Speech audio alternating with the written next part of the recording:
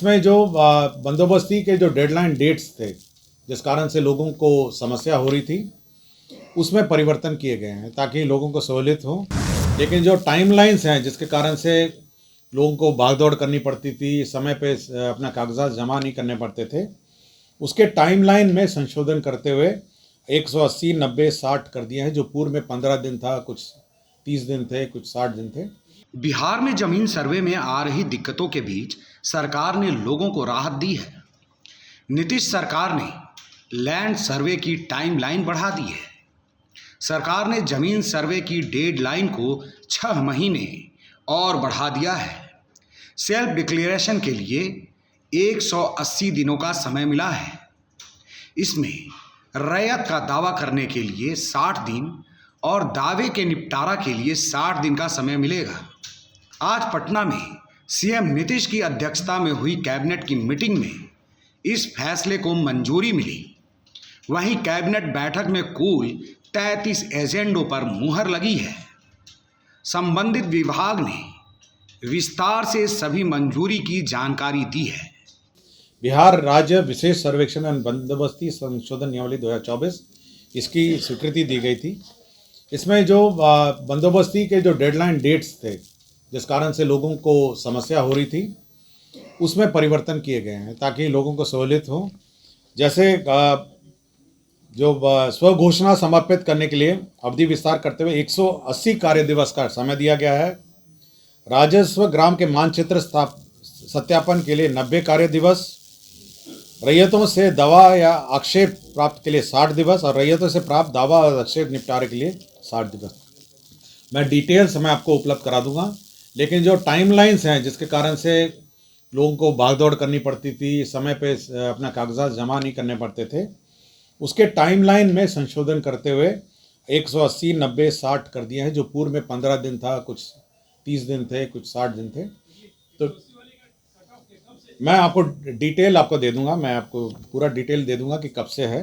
ये स्व घोषणा समर्पित करने की अवधि को विस्तार करते हुए 180 दिन कार्य दिवस कर दिया गया है। तो यह एक महत्वपूर्ण निर्णय है। हमारी जो सर्वे सेटलमेंट में लोगों को परेशानी हो रही है, उसमें अब अच्छा समय मिल जाएगा अपने दस्तावेज और आपत्तियां दर्ज करने के लिए। टूरिज्म सेक्टर के 2 योजनाएं पर राज्य सरकार ने निर्णय लिया है। पहला है कैमूर जिला अंतर्गत करमचट इको टूरिज्म। कैमूर जिला में एंड एडवेंचर हब है। इसको विकास करने के लिए 49 करोड़ 73 लाख रुपए यह व्यय होगा।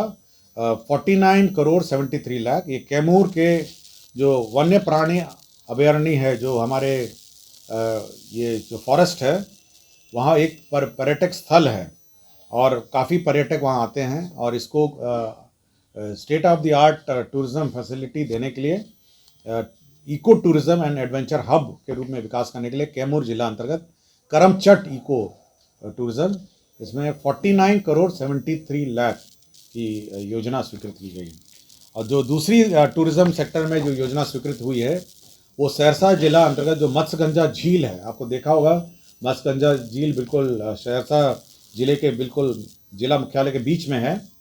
उसके पास पर्यटकीय सुविधा के लिए 98 करोड़ 65 लाख रुपए, जो झील के का सौंदर्यीकरण है, झील के अगल बगल टूरिज़्म फैसिलिटी विकसित करने के लिए 98 करोड़ 65 लाख में या जो पर्यटक सुविधा है वह स्थापित होगी।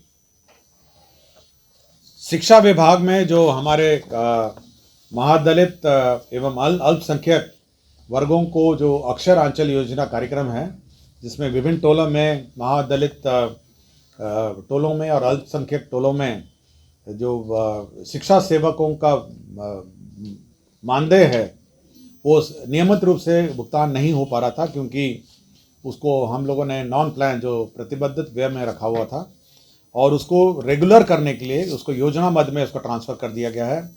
और इसके लिए 8 अरब 90 करोड़ 14 लाख का इस वर्ष उसका प्रोविज़न भी किया गया है, ताकि समय पर इनका वेतन भुगतान किया जा सके। इनका नॉन प्लान मद में रहने के कारण इनका वेतन मद में समस्याएं हो रही थी।